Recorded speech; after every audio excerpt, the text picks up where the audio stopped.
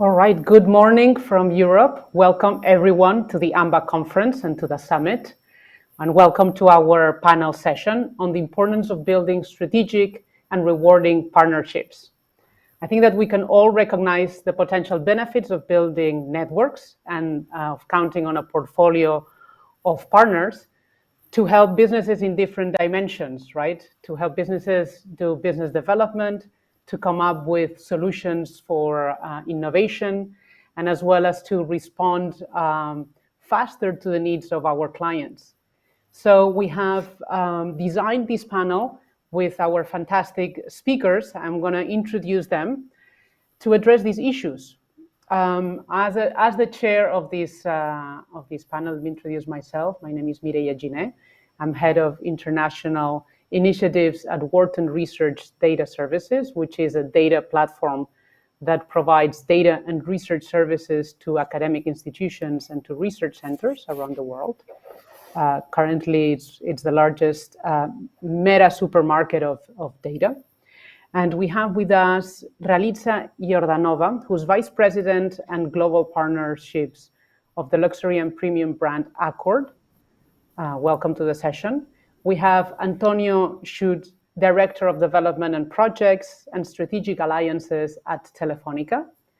And we have Sophie Trueman with us, Head of Business Development at Too Good To Go.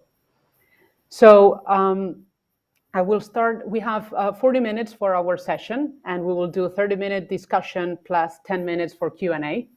And I would like to start with, we'll go with the order, Ralitza, Antonio, and then Sophie. And I would like to ask you to start introducing yourself, telling us a little bit about your career, and as well opening already your approach to the partnerships that you've had to build along your career. So, Ralitza, the floor is yours. Wonderful. Thank you, Medea. Good morning, good afternoon, good evening, everybody. Very happy to have you joining us from wherever in the globe you're joining us today. As Medea mentioned, my name is Ralitza Iordanova, looking after the global brand partnership strategy for our luxury and premium brands within the Accor group. So we're one of the global hospitality leaders. We have just over 6,000 hotels within our portfolio, 40 different brands. So quite a significant network and impact globally. A little bit of background on me. So originally born from Bulgaria, hence the complicated name. Then I moved over to South Africa, spent 10 years there. I moved to Canada. I spent another 12 years there and started my career, and currently based in Paris for the last 3 years. So every 10 or so years, I change continents just to keep that international perspective going. Career-wise, I'm a marketer at heart, so I started my studies in marketing, and from a career standpoint, I started working at a number of different big groups, always in various dimensions of marketing, organizations such as BMW, Kellogg's, BlackBerry, back when BlackBerry was still a thing. I spent a few years on the marketing and advertising agency side of things, and then I had the opportunity to start a partnerships role within the hospitality world. Absolutely fell in love with the hotel and travel industry. So I have been in this role for the last 7 years, overseeing strategic partnerships for the group, and it's been an ever-evolving and really challenging role, especially as consumer needs have changed significantly, expectations have changed significantly over the last couple of years, and especially in this post-COVID world that we're living in. So to start touching on, what the new expectations of strategic partnerships are, really, part of it really implies looking at what those consumer guest demands are. And, we've seen a big evolution of that. So for us, if we look at fundamentals of how we would look to set up a successful partnership, the first and most critical thing is always trying to create and co-define a very unique customer experience. What we're seeing is that the power of partnership really comes when two organizations can co-create something that's innovative, something that's different, unique, almost unexpected. And that's what we always aim to do when it comes to setting up our partnerships. And then, of course, we'll get into the details of how we do that partnership selection. But I'll hand it over to Antonio to introduce himself and keep the conversation going. Thank you, Great, thank you. Ralitza. Well, hi everybody. My name is Antonio Schuh, and while it says over there that I'm Telefonica, for the last 2 weeks, I'm no longer at Telefonica.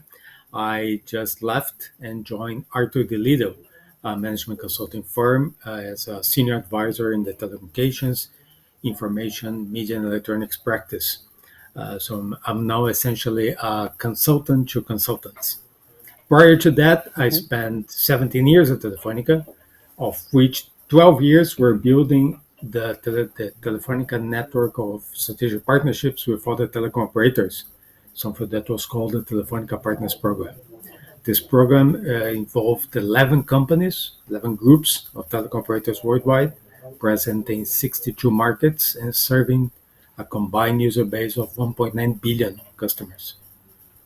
And this partnership program put together operators like Telefonica, Etisalat in the United Arab Emirates, Megaphone in Russia, China Unicom in China, and many others, all great and respectable operations, to take advantage of the joint scale and expertise that we all have.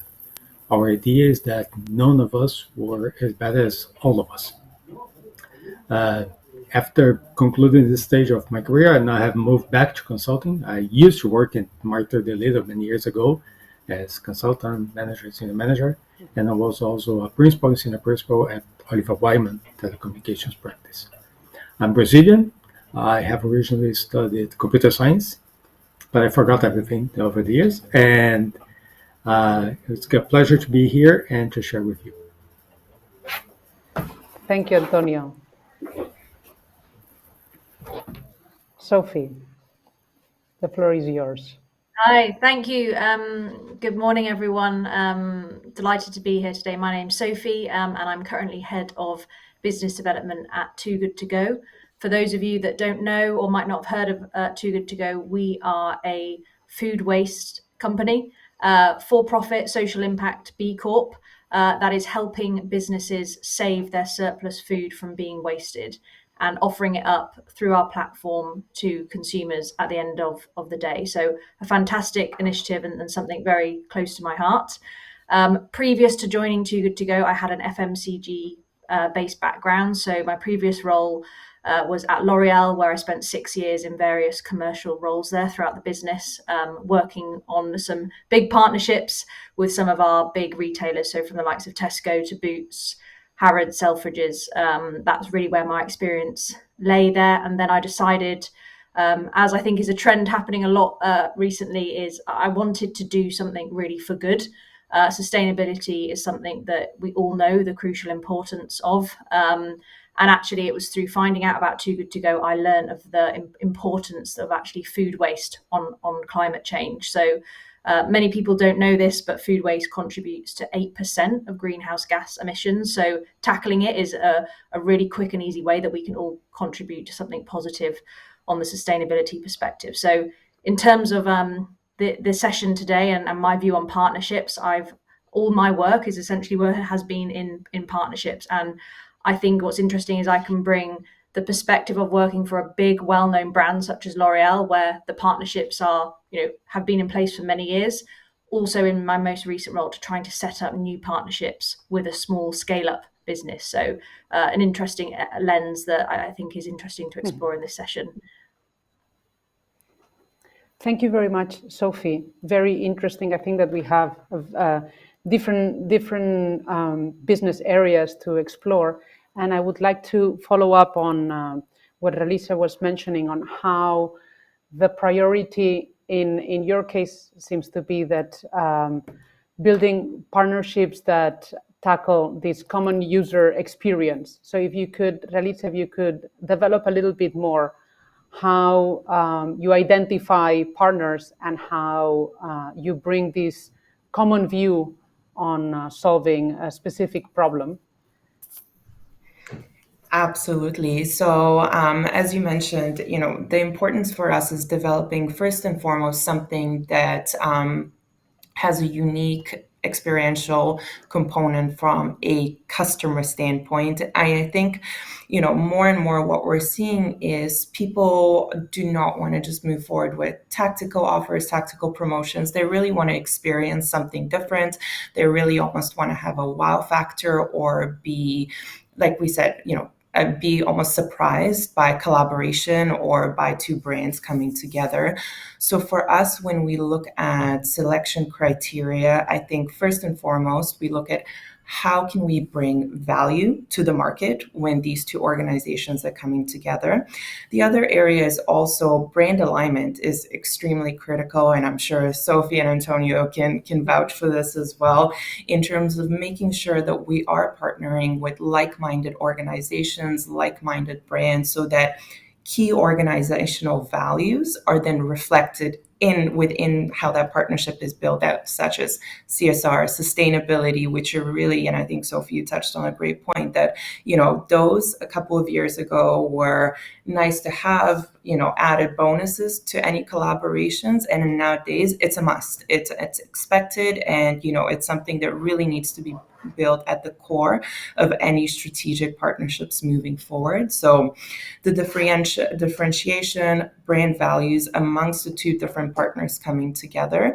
And then I also think there's, and this is really the human element, really coming together with, there's the brand, but then there's the people behind the brand, and having key stakeholders coming to the table with aligned objectives, with aligned KPIs, so that those expectations are set up front of what we're collectively trying to achieve, and are also set at the highest level of the organization, because it really needs to be, at that point, a top-down approach where this is considered a key priority, and then you see a trickle down through various touch points of the organizations, various touch points of the customer journey and what that entails, and then ultimately what that go-to-market strategy looks like as well. Thank you, Ralitza. Maybe, Antonio, you would like to give us a little bit more of flavor of the program, the partnership program that you helped build at Telefonica with these 11 groups that you mentioned, and what it means to pull all these joint expertise. What came out of this program, and what were some of the outcomes? Certainly. Basically, what we did was to see. The program began by identifying that we had both. All of us had a need of better scale and better knowledge. So we had a common problem with lots of other telcos around the world. And all of this, after that, we did a very strong analytical stage and identified a number of telcos which there will be complementary between with Telefonica primarily, but between also other potential members, and also were compatible with our overall market offering, our capabilities, and our ambition. And then we approached them over time. That took actually 12 years to get to the current state, and approached them with a proposal that let's get together and let's start doing things. Some of the things were quite obvious, like especially the scale-related ones that included joint procurement. We are all buying telecoms equipment. We're all buying antennas, fiber optic cables, and about 5,000 different technical things from essentially the same vendor. So there is a scale there, and neither of us were capturing fully the economies of scale. So we got together and started buying together. This actually turned out to be far more complicated than expected. There was also internal issues, flavors, idiosyncratic behaviors that is kind of complicated. But there are many other scale-related elements that we are also do together, like selling to multinational companies. There is a multinational company, say, in Spain, where I live, and they also need service in Malaysia. So what makes sense is that we are selling to them in Spain, and we leverage on our partner capabilities for delivery in Malaysia or wherever the partner is. So that was a major part. That includes a lot of very telecom-specific things like roaming, international wholesale traffic, internal operations that will benefit from Schuh. The second part of the program began actually as a low-key thing, but turned out to be quite important, which is exchanging expertise. Telecommunications is a very fast-moving sector. Technology changes, customer changes, not lots of new entrants, and now telecoms operators need to react to those changes, and as far as whenever possible, anticipate them. So we got together and started to exchange knowledge in a very formal, structured way. In the beginning, was not a structure at all, but over time, we created methods for putting people together, identifying issues that were common of interest, and sharing detailed, internal, sensible information that could enable each of us to benefit from the other's experience.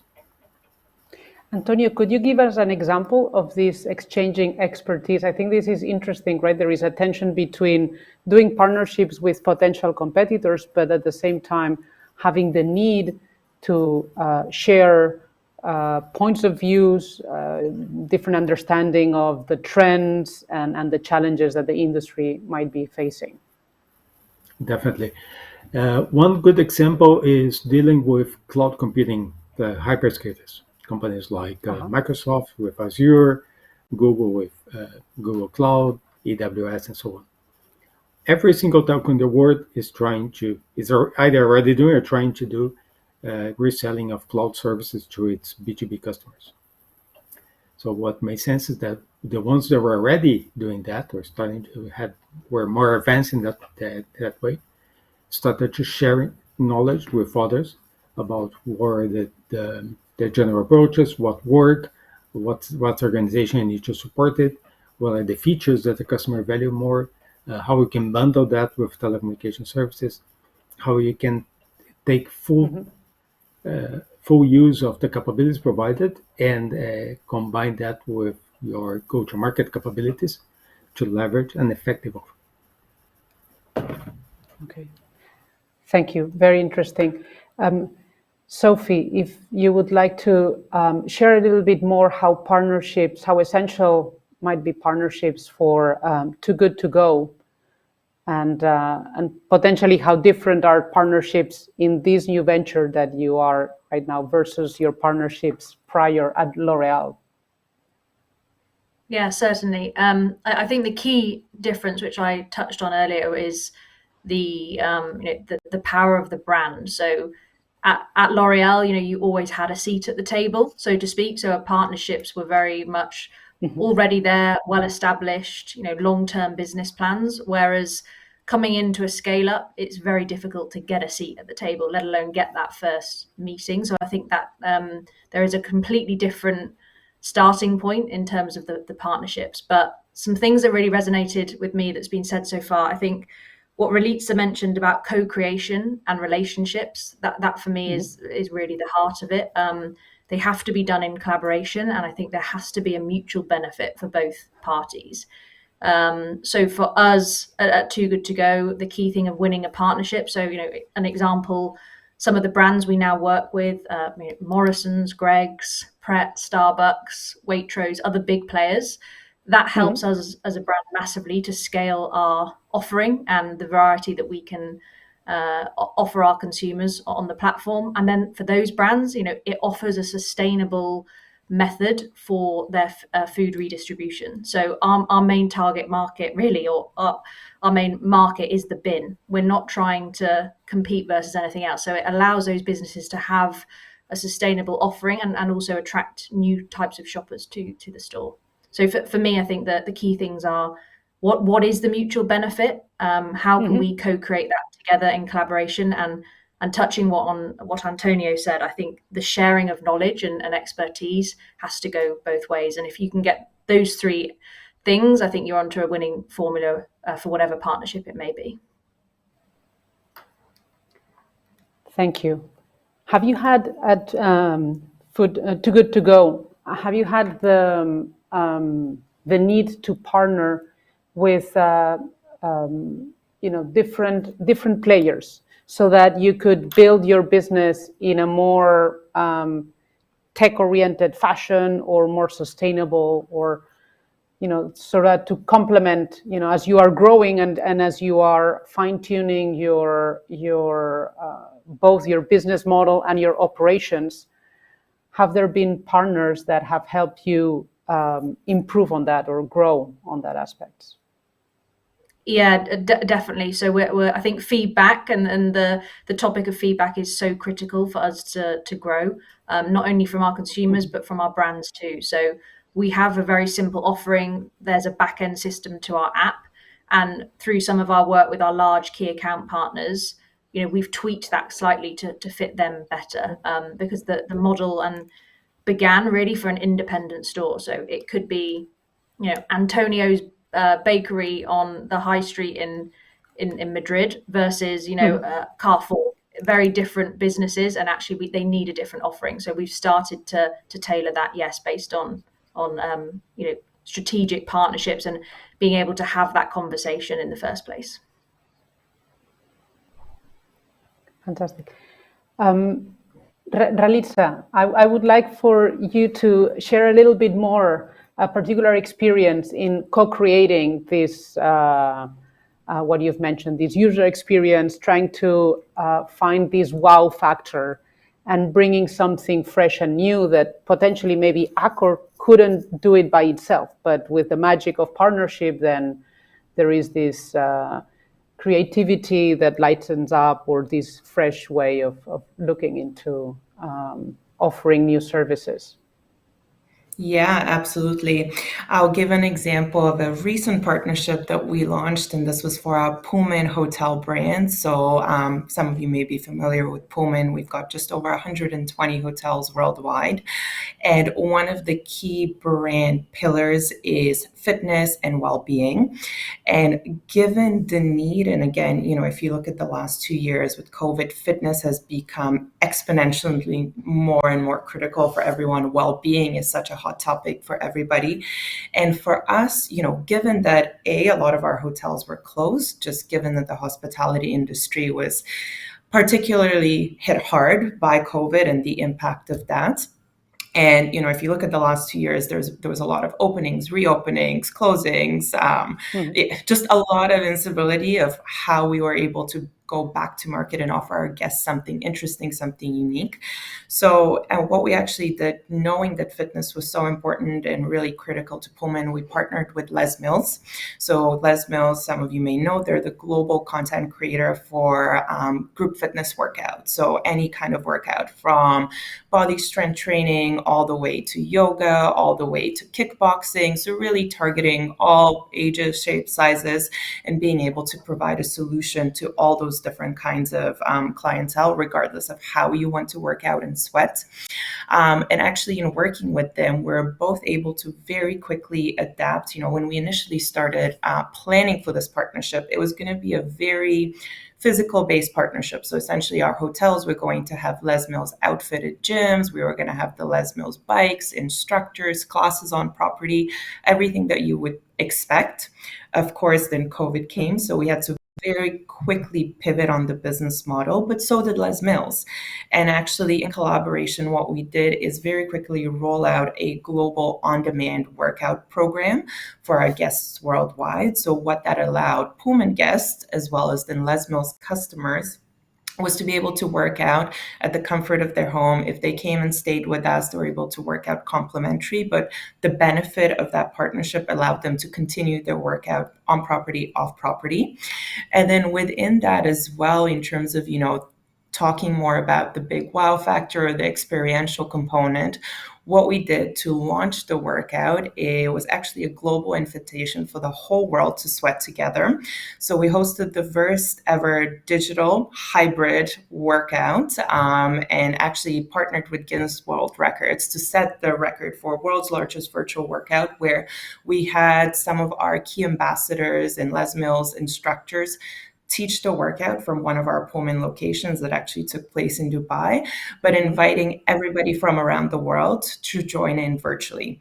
So it just really showed the power of the hybrid model when it came to being able to offer our guests something experiential, regardless if, for example, our counterparts in China, unfortunately, they're in lockdown, so they weren't able to join physically. Dubai at that point in time was much more open to the world, so people could join us physically. So it was really a beautiful way of pivoting a partnership and working very closely with a key partner to be able to address the current needs, but then also to innovate in terms of offering something, like I said, that's more of a hybrid model, which I think more and more moving forward will likely see that, given the reality of this post-COVID world that we're living in. Very interesting. I don't know if Sophie or Antonio, you would like to, if anything of what Ralitza mentioned resonates and you would like to follow up. I was just asking, how many people did you manage to get to join the record on the virtual workout? So we had just over 20,000 people, which is amazing, from every part of the world, which is pretty cool. Wow, that's it's a really great example. Thanks for sharing.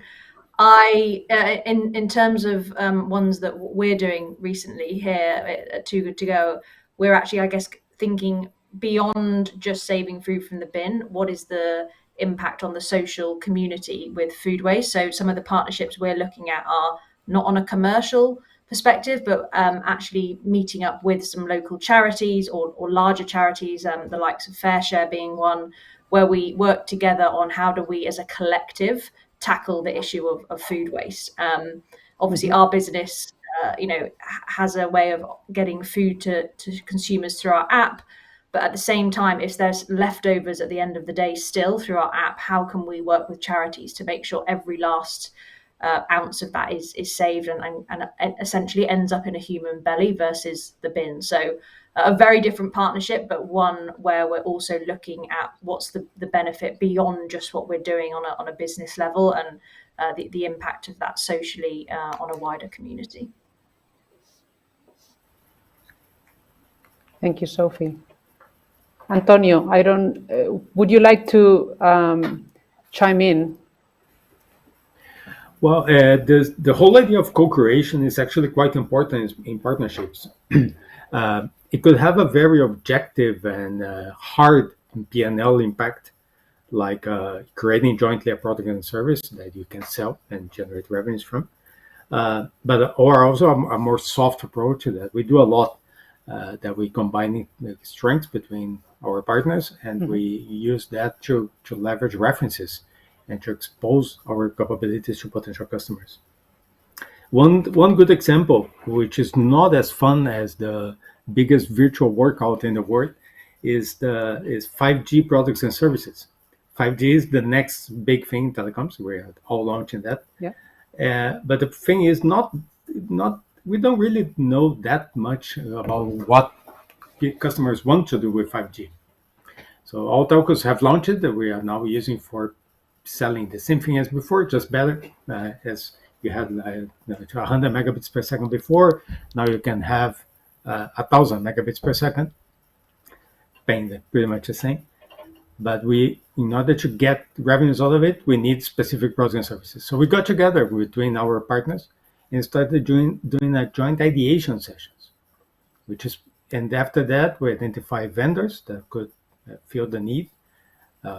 We did an technical assessment of the solutions. We are doing trials of various solutions, and the idea is to jointly negotiate between partners to again leverage economies of scale. The thing is that the part that probably was perceived of biggest value was the ideation session.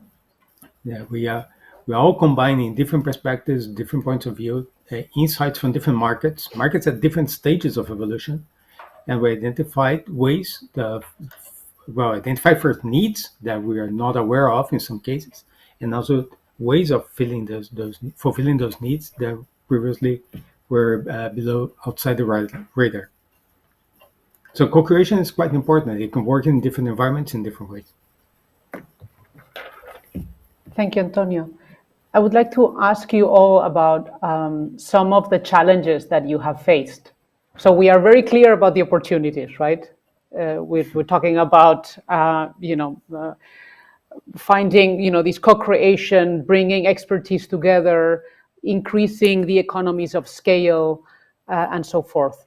Let's talk a little bit about the challenges, the things that you wish you had done before, you wish you had analyzed before entering a partnership to ensure a better outcome, a much more productive collaboration.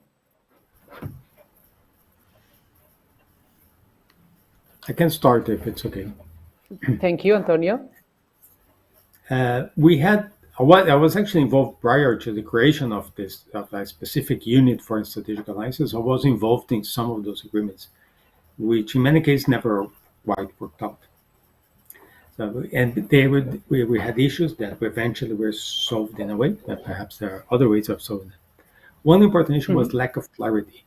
In the beginning, if we had a deal, for instance, with a Japanese company, that there was not a clear objective. So it was nice. We had these meetings, we had agreements, the CEOs shaking hands, a nice picture. But after that, what happens? What do we expect to get out of this deal?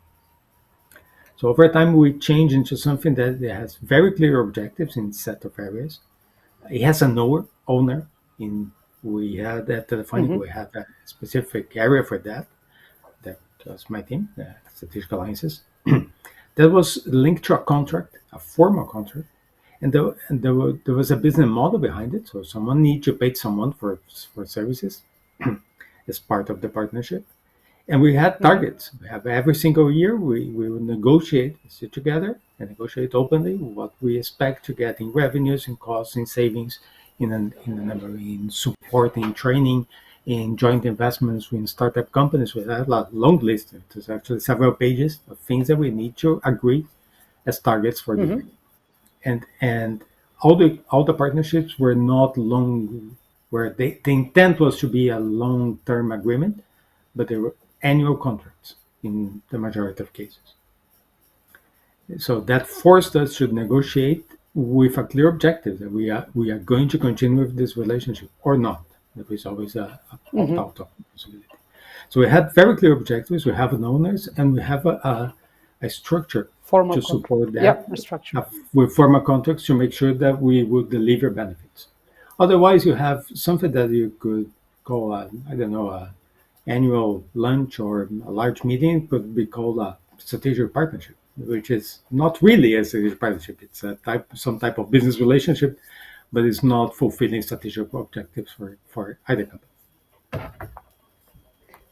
Thank you very much, Antonio. This was an excellent summary of the challenges and the way to overcome those challenges. Sophie, if you would like to add something about the challenges that you have encountered and some of the solutions that you have potentially come up with. Sure. Yeah. I think what resonated with me there in what Antonio said was around getting alignment, but also the right people in the room from both organizations. I think stakeholder engagement across multiple levels in both organizations is really critical. And I have faced challenges where we might have agreement at a certain level, and then maybe the operations team, the team that are actually going to be getting it done, aren't bought in, aren't aligned, or there's some things still there to iron out. So I think that's a big one for me. And a final point here is around trust as well. I think in order for successful partnerships to happen, there has to be trust, and in some cases too, I think a sense of vulnerability and openness to share risks, to share challenges that both businesses are facing. We've had some great meetings with some of our partners recently where both us at Too Good To Go and them have shared some of the risks they see to the food industry over the coming years, and it's quite a vulnerable place to get into, but for me it's a sign of a real trusted relationship to be able to have those types of conversations and then find what the potential co-creation benefit is. But for me, I think the stakeholder engagement, alignment across the whole organization, and if there's a mistrust, then I think that's a major challenge to a good partnership too. Yeah, absolutely. Very, very good point. Very fundamental point of having trust and being able as well to share the risk in a straightforward and open way. Yes. And Ralitza, if you would like to add something to this view on the challenges that you might have encountered building partnerships. Yeah, absolutely. And sorry about the small technical challenge there. So completely agree both with Antonio and Sophie's last point about stakeholder management and really aligning expectations. For us, trying to set up a global partnership that is relevant in different parts of the world can sometimes be challenging. So ensuring that we have also the ability to build partnerships that are flexible and adaptable to local market needs, because what may work for us in Europe may not necessarily work at all in the China market or in the Middle East or in North America. So being able to set those up. And again, I think in theory, when you start having these discussions at a global level, I think there's definitely, aligned goals, etc. But then for us, where we see the challenges is when the rubber really hits the ground and being able to execute this on a local level. And again, for us, we come up with these partnership strategies at a global level, but we're relying heavily on our hotel teams on the ground. And this is, 6,000 hotels is not an insignificant amount of numbers, and those people need to be aligned on the bigger vision, the goal, and it's really a process of getting buy-in from every single stakeholder that may potentially touch that partnership, not just at the high level, obviously at the, executive level that needs to be there, but the people on the ground, something as simple as somebody at the hotel welcoming you and being able to effectively speak and deliver on a partnership value is critical. So making sure that there's training, it becomes also a matter of training, making sure there's an education component to what we do as well, because it is a little bit of a selling the power and the value of the partnership is definitely part of the role, so that everybody understands why we're doing what we're doing, and then more importantly, they can then relate that to our guests and make it exciting for them and make it something that they want to get behind or be a part of. Thank you, Ralitza. Well, we have just 1 minute to go to close our session. Let me summarize a few of the ideas that we have been discussing. I think that we all agree that one of the most fundamental motivators for partnerships is this idea of co-creation and bringing the best of both sides to bring something new. Focusing on being able to focus on customer experience. And I'm thinking here most of our audience are from business schools, the business school group. So I think that, from thinking about the customer experience of our students at business schools, how can a business school partner with a different institution and bring something different that can differentiate their business school? Antonio has pointed out on the benefits of partnering to enhance scale-related issues, to become a much more efficient organization and to be able to tackle internationally. So you contract here, but you deliver somewhere else. So having partnerships that allow you to do that. And most importantly as well, to exchange expertise. And I think that as well is one of the important fundamental aspects of partnerships. And with respect to the challenges, I think that you have all underlined the importance of clarity, of having a joint objective and very clear and aligned expectations, to formalize these partnerships so that there are owners on both sides of the partnerships that will push forward these projects, formal contracts, and follow up on targets and common KPIs. I think that those are, you guys have highlighted that as essential, together with selecting the right people, and most importantly, I believe having trust, partnering with organizations that share common values and that you can actually build this trust relationship to deliver something new and something valuable for both sides. So I thank you all. I thank you, our speakers and our audience. Thank you very much for joining us in this session. I hope that the discussion has been useful. And in 15 minutes, the next session will start, so stay tuned. And thank you. Thank you, everyone.